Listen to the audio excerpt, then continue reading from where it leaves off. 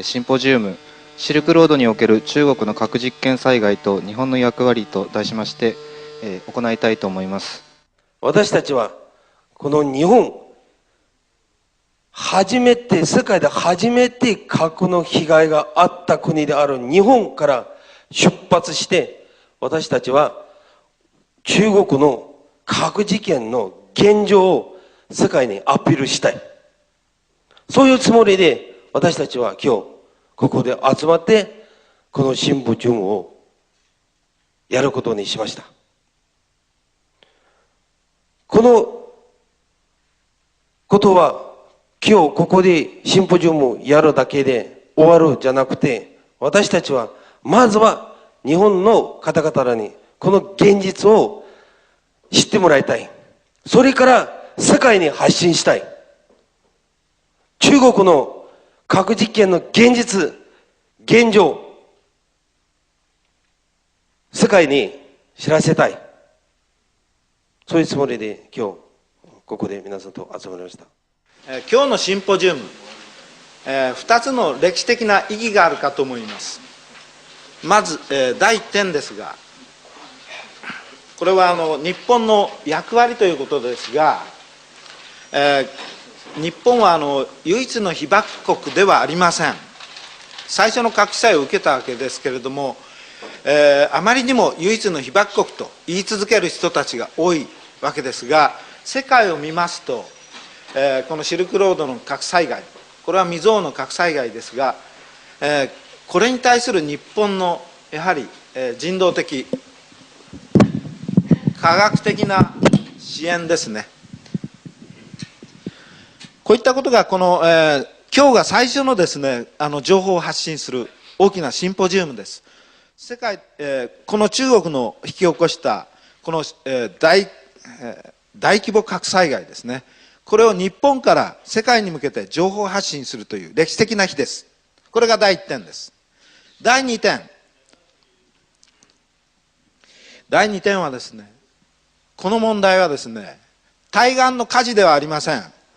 日本の問題です。これまでの反核平和団体は中国のやってはいけない核の蛮行を黙認して、時にはこれを擁護してきたわけですが、この最も中国の核武装で最も脅威を感じるのは実は日本です。はい。4月の初めに北朝鮮がまた日本に向けて弾道ミサイルの発射実験を行います。これは日本が報道でも揺れているわけですけれども、北朝鮮の核武装を阻止しようということで6者協議、もうほぼ破綻しているわけですけれども、この6者協議のなぜか議長国が中国です。中国共産党。議長国になる資格は私はないと思っています。はい。この日本が今までタブー視していたのか語らなかった中国の核問題、核兵器問題をですね、初めて、今日は実験という形で取り上げますけれども、日本が初めてですね、この中国の核兵器問題を初めて取り上げる大事なシンポジウムです。そういうことで、この2つの意義がですね、今日のシンポジウム、歴史的な意義があるということを皆さんと一緒に理解していきたいと思います。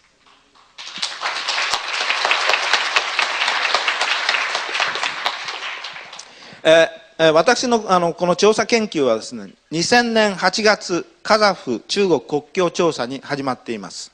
はい。それ以降ですね、この調査はカザフスタンの保健省の要請で、調査をしてきたわけですけれども、中国の核実験がカザフに与えた影響、健康影響を調べるというテーマです。でその時に思ったのはですね、カザフスタンというのはソ連の実験が、1949年から行われていたわけです。ですからカザフスタンの健康被害の、大きな原因はロシアの核実験だったわけです。でちょうど国境の町はですね、中国の核実験の影響も受けていると、こういうふうにカザフスタンの保健省の科学者が我々広島から行った科学者に説明してきたわけです。ぜひ調査をしてほしいということだったわけですが、私はその時何を感じたかというと、カザフの報告書、科学報告書を見ながらですね、この被害の最大の被害はウイグルにあるんだと。で、その時からですね、これは公にしにくいところがあって、秘密裏に単独でこの調査をしていたわけです。その結果がですね、昨年7月、ちょうど北京オリンピックが始まる直前に、どうにか、日本から情報発信ということで、最初日本語の本が、今、皆さん多分ご覧になっていただいたんではないかと思いますが、出版できました。これが世界で最初に科学報告書と中国の核実験災害に対する科学報告書になったわけです。ありがとうございます。実はその年10月にですね、4年に1回、オリンピックだけじゃなくてですね、4年に1回大事な国際会議があります。これは放射線防護学と私のテーマなんですが、4年に一度、放射線防護学会が行われ、去年の10月に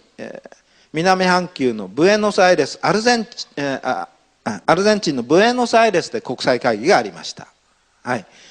10月18日に私、ブエノスアイレス行くんですが、その前日ですね、17日にワシントン DC に寄りました。寄った目的は、この、最大の被害を受けたウイグルの、団体、世界ウイグル会議の総裁がワシントン DC に、在米ウイグル協会を開いてですね、取り組まれている。その総裁であるラビア・カーデル女士にこの問題で会談するということを考えまして、国際会議に先立って、この中国の核実験災害の説明をしてまいりました。で、非常にはっきりした彼女の見解もありまして、私の調査研究を喜んでいただきました。で、その時に約束したのが、最初に日本語で出しましたけども、これは日本の、ウイグルへの人たち、そして世界の人に知ってもらうということで、この日本語の原著をですね、英語と、ウイグル語に翻訳するということを彼女に約束して帰ってきてですね、今週月曜日、日本人、アメリカ人、ウイグル人の共同のチームで、翻訳チームが、立ち上げまして、この、翻訳版の出版になったわけです。で、この、翻訳版にですね、ラビア・カーデル女子から、序文が送られました。で、その中にはですね、これは私が知るところではないところ、想像だったわけですけれども、このラビア・カーデル女子からですね、この中国政府による、まず、長年の実験災害の隠蔽ですね。この隠蔽の事実とですね、この核被災と核汚染した環境を放置しているということを強く序文の中で非難しております。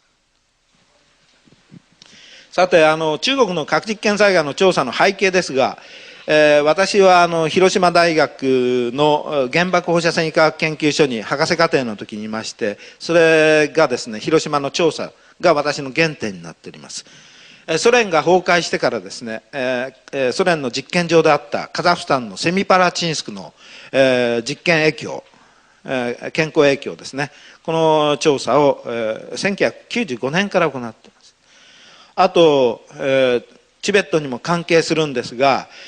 核兵器に必要なプルトニウムの製造工場の公害ですね、核廃棄物を川に投げ捨てるという非常なひどいことがあったわけですが、その川沿いに暮らしている人の調査を行っているわけです。核爆発の産業利用なんかも考えられないことがあるわけですが、ウイグルでも行われていると、想像するわけです。こういった中でですね、最後にカザフスタン中国の実験災害の調査になった。こういった世界の調査をしてはっきり分かる、すぐ分かったことは、日本は唯一の被爆国ではないということです。ぜひ今日参加の皆さん、この唯一の被爆国ではないというこの言葉をよく覚えてそういう認識を持って今日ぜひお帰りいただきたいと思います。さて地図をこう示していますが、この中心部分が東トルキスタンウイグルの人たちの国ですね。地図の左上の方がカザフスタン国境を経ています。2000年にこの先ほど言った国境の町を調査しました。いろいろソ連と中国の比較をして明確に分かることは、どちらも居住区での実験だったんですが、ソ連は爆発威力を抑えた実験をしておいたということとですね、実験場の管理をきっちりしてたと。私当初ソ連って危ないことやってるなと思ったんですが、中国の実験と比較することで明確に分かったんですが、ソ連は四国ぐらいの面積のところに鉄線を張ってですね、人が入れないようにしています。四国ぐらいのところに鉄線の境界を作るっていうのは大変な工事だったと思うんですけども、そういう中で住民が入り込まないような形で実験をしていた。でそれでも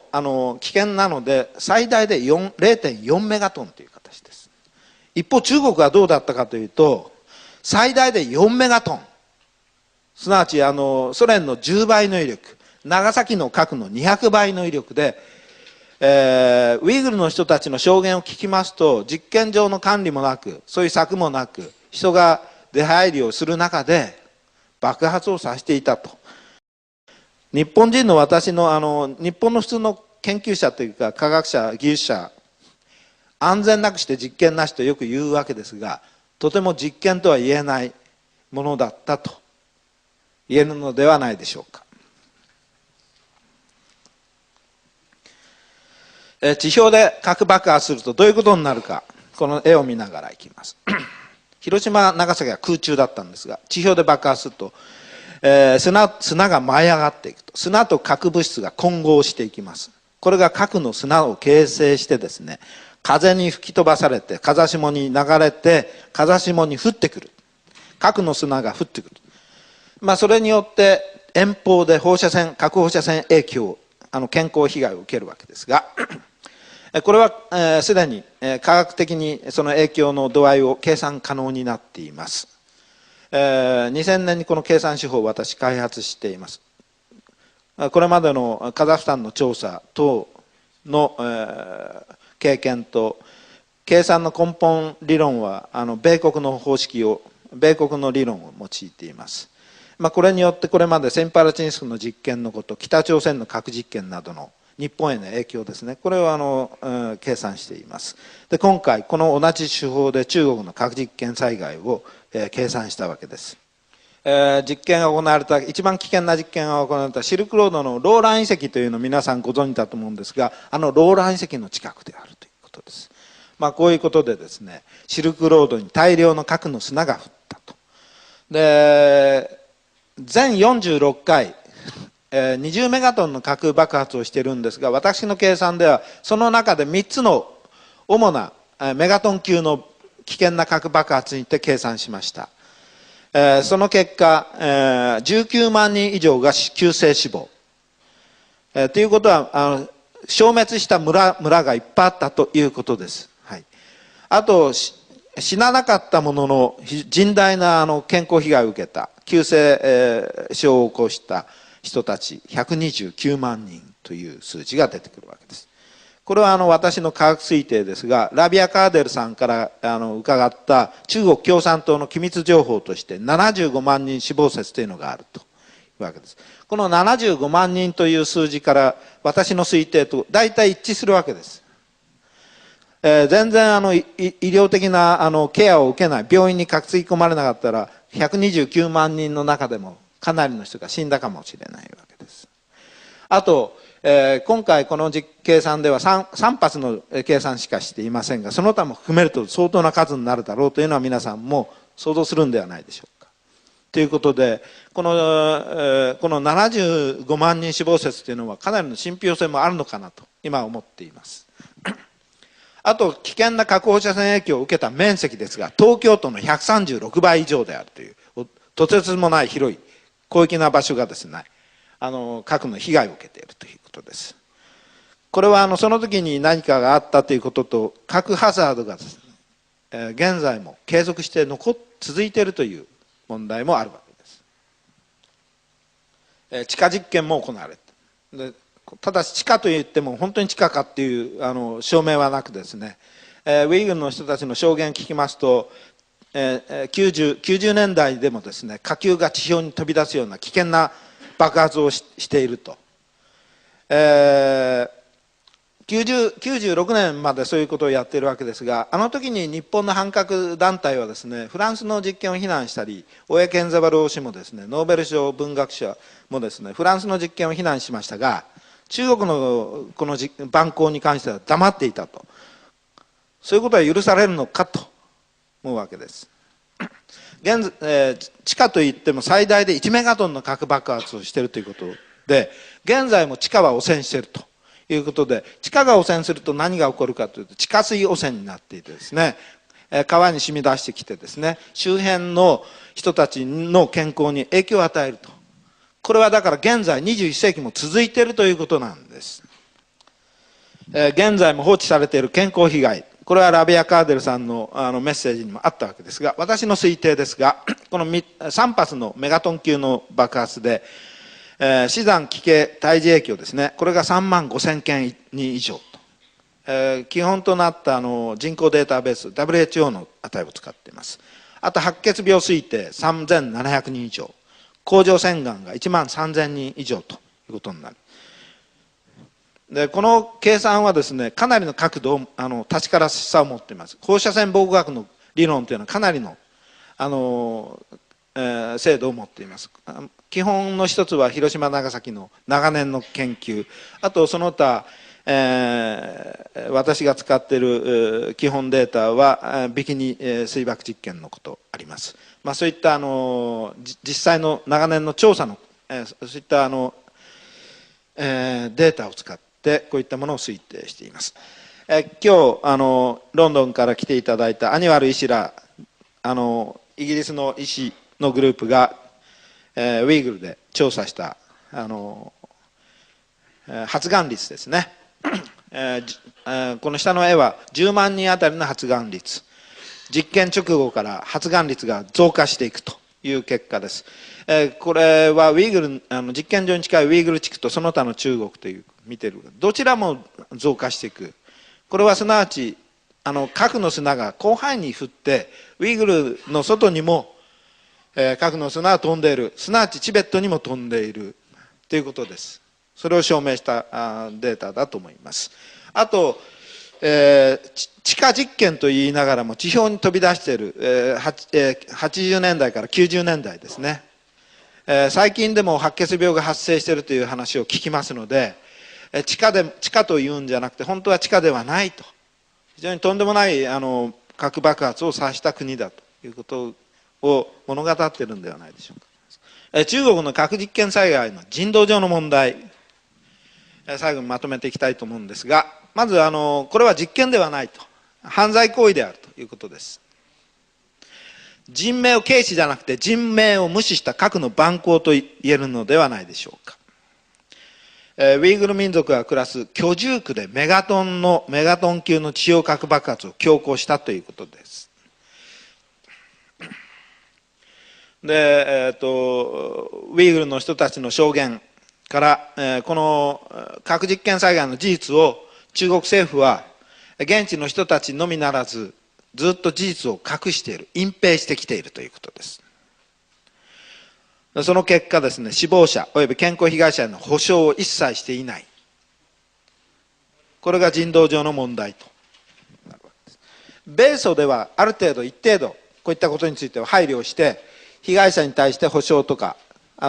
療とかこうしているわけです。アメリカは相当マーシャルでも行っていると。一方中国は一切してないというふうに聞きますと、やはり中国共産党政府の責任だと言えると思います。まず核実験災害の科学情報を中国政府は開示すべきである。被害者への補償、環境対策、これは現中国政府に全責任があると言えると思います。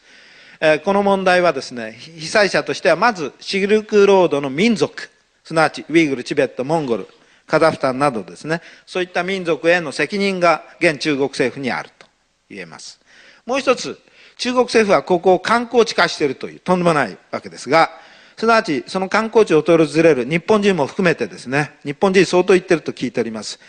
この現地を訪れる外国人に対する問題があるわけです。70年代から日本人はこのシルクロードの土地を観光しているわけですが、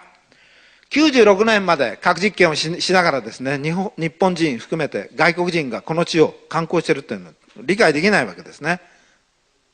これが国際問題でなくて何であろうかということです。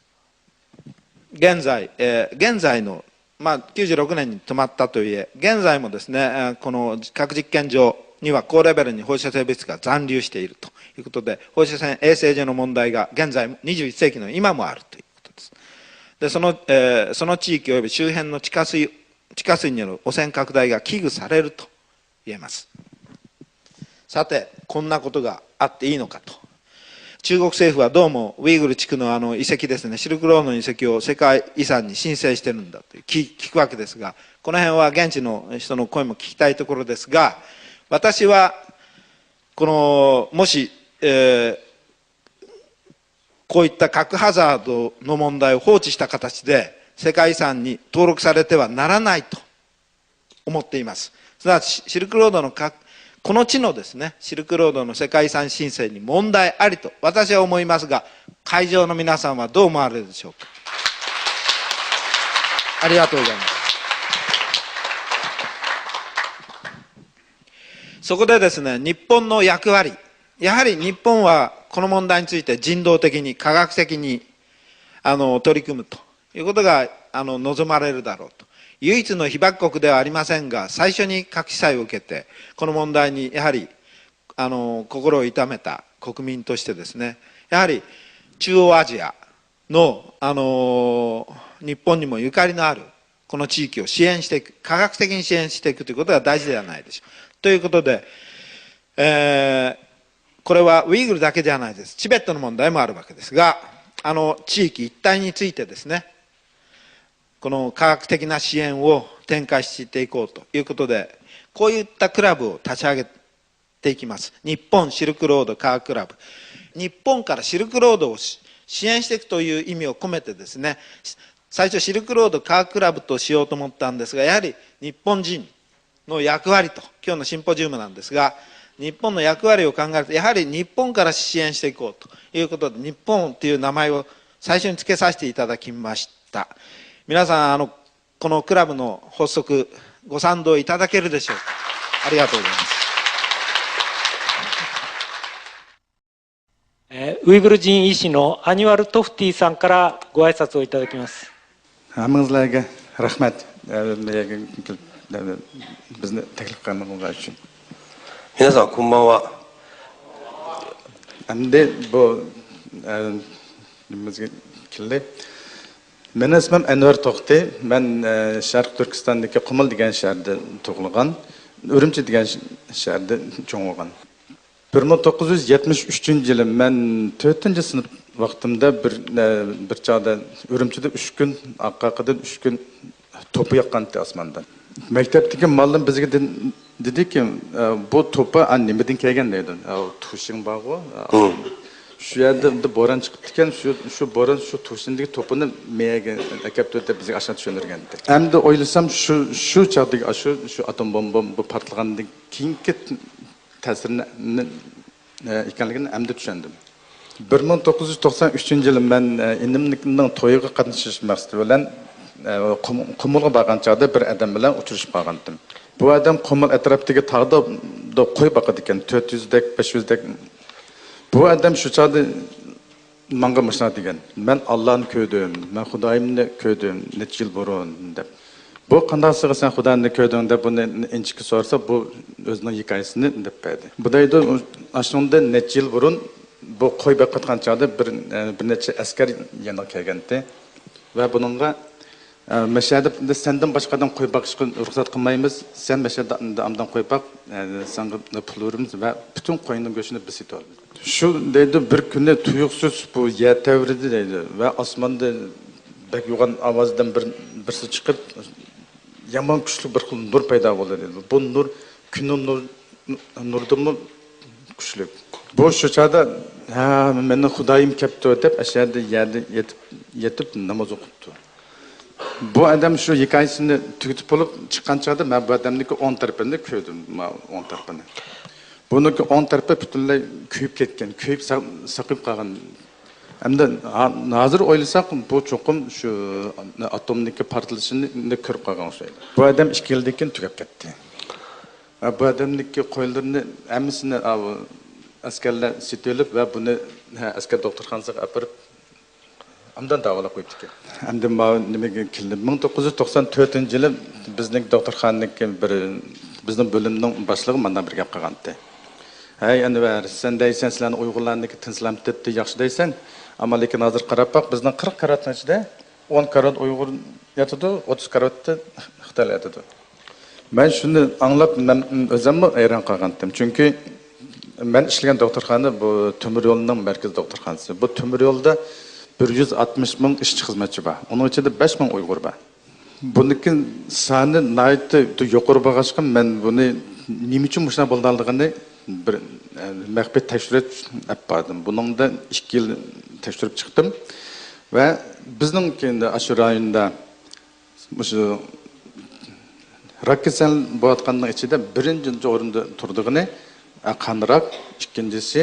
limbarak, uchinchisi o'pkaroq. Chunki o tekshirishning nurg'un sonlar bo'ldi. Bu yerda uni tugatib bo'lmaymiz. Men natijasini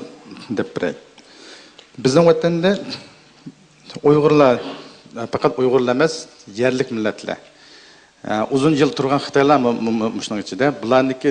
rak bo'lishniki nisbati ishkirdagi Xitoylarda %35% yuqori. Xitoylarning ichida bizning vatanda 30 yildan jiq turgan Xitoylarning ichida bularniki soni %35% bo'ladi, biznikiga o'xshash. 30 yildan tuan 20 yildan yuqori turgan Xitoylarning ichida bularniki soni 25% ga tushib qoldi. 10 yildan jiq turganlarniki soni 15% ga tushib qoldi. 10 yildan tuan turganlarning soni ishkirdagi Xitoylarniki bilan o'xshash. Ma Xitoyda har bir o'lkada birdan o'smik kasallar doktorxonasi bo'ladi. Xinjiangdagi bu rak kasallar doktorxonasi 1994-yili 400 da karatib batdi. 2008-yili bu doktorxonaning ichidagi karatning soni 2000 dan oshdi. Ammo ayni zamonda 1994-yili Xinandagi bu rak kasallar doktorxonasida 500 da karat bo'lib, 2008-yili 800 da karat bo'ldi. Bu sonda bir chatoq bor. Bu nima uchun bu Xinjiangdagi bu doktorxonaning ichidagi son 2000 dan oshib ketib, bu Xitoyda nüfus eng jiq bo'lgan o'lkadagi son shunchalik tuvan. Buning ichida cho'qim bir masala bor deb qaradim. Bu Xinjiangdagi bu raksal doktorxona hozir butun Xitoy bo'yicha eng cho'ng raksal doktorxonasiga aylanib qoldi. Bu eng cho'ng raksal doktorxona qandaqsiga nüfus eng az yerda bo'lib qoldi. Buning aqida demak demsam bu filmni ko'rib anglab tushundinglar. Raksalning qanchalik jiq ko'pib ketganini.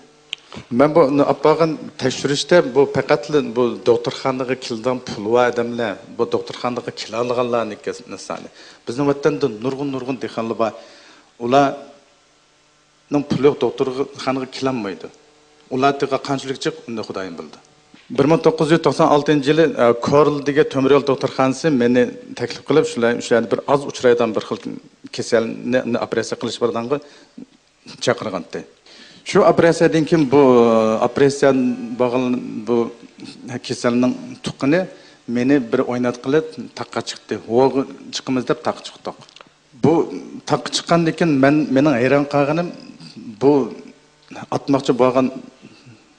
hayvon, biz Uyg'urcha deymizki uni o'qimayman. Shu mushukdek va chashqan u. Bular hamda masalan shu muhitdagi odam tushunolmaydigan bir xil o'zgarishlar. Hamda buni Xudoyim bo'lsa, bir kuni cho'qim buni hamsini aniqlab chiqamiz. 1980-yili shu bizning vatandagi janob tarafida tuyuqsiz kasal taqilib ketdi. Bu kasal taqilib bu janob tarafini bir yillik adam kirgizmaydigan qilib qo'ygandi. Mushu voqeaning nim bo'lgan ekanligini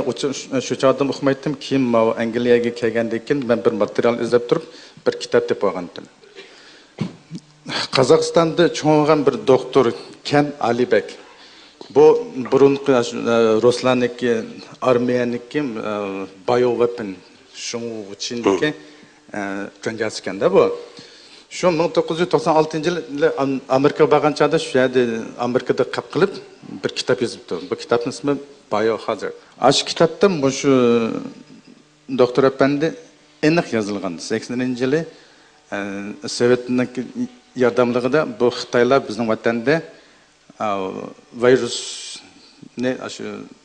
sinaq qilganda shu bombani ichiga solib kommunist Xitoylar bizning Uyg'urlarniki badanini akilib o'ziniki shu shung'uchini sinaq qiladi. Bu bir vaqalik, hamda buni o'tab ketib turlar. Shu yaqinda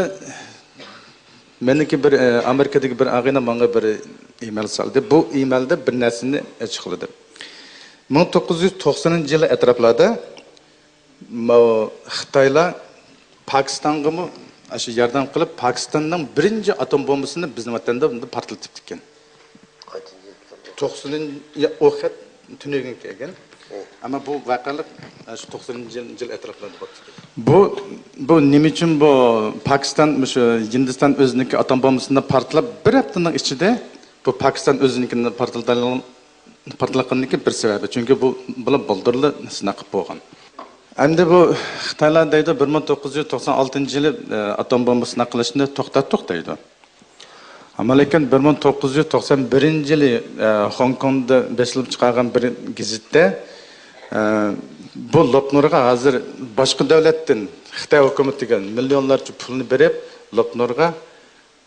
nimani ko'mayotdi. Nuklear waste'ni aslında Lopnurga akib ko'mayotdi. U yerga ko'milgan bu nuklear waste'ni endi bu mangu chiqarilmaydi. Çünkü simatlar qatarıdır. Demek bizning vatandagi xalqimiz yani 100 yillarchilik, 1000 yillarchilik mush radioaksiyonning taktida yashaymiz. ABMQ filmni aqasanglar ko'rdinglar, biz ash filmni ne ishlayotgan chog'da Qumulda biz Qumulning taq chiqib daraxtning bir parchasini olib Angliyaga avatib Angliyada shuni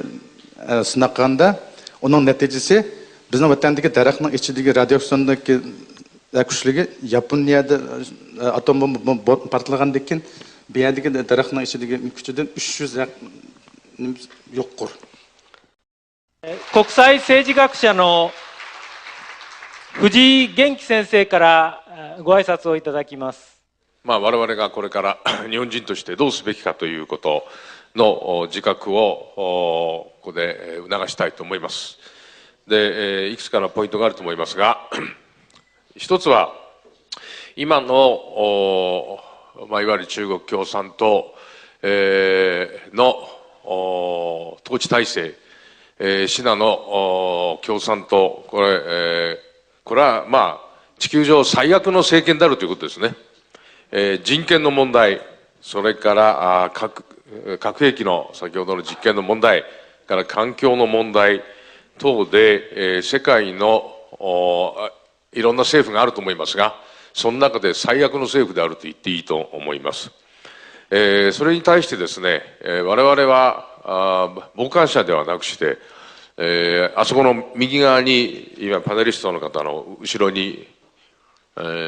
非常に象徴的なポスターがあると思いますが、東京オリンピックの時に、シナは初めて核実験をやったわけでありますが、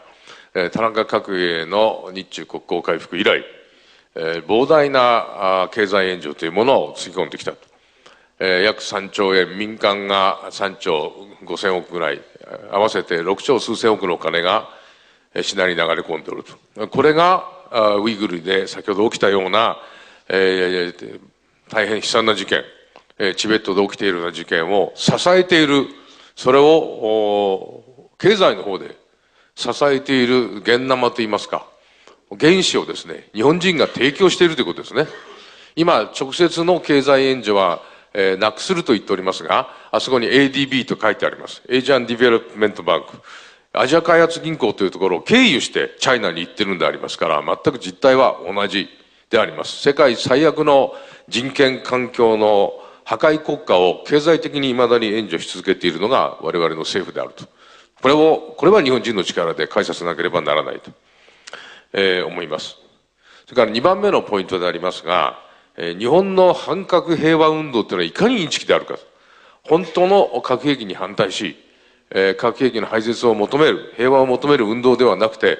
こういうシナ共産党のやってる最も現在進行形の残酷なことには目をつぶって、アメリカの核兵器をなくせとかですね、フランスが実験すると反対してみたりということで、実は日本にとっても最も我々自身にも脅威であるところのシナの核兵器で、現実に進行しているこれらの人道上の大問題に全く目をつぶっているのが日本の反核平和運動であるということであると思います。ぜひそういう運動の中でももし目覚めた方がいるならば、高田先生などと手を取ってですね、一緒にやっていただきたいというふうに思います。で、そこでこの反核平和運動と同じようなことが、日本のマスコミ一般にもかなり言える。日本のいわゆるマスコミ一般で、こういった例えばウイグルでどんな悲惨なことが起きてきたか、チベットでどんな悲惨なことが起きてきたかということを皆さんはご存知だったでしょうか。で、ほとんど日本ではそういうことは報道いたしません。日本のマスメディアも極めて、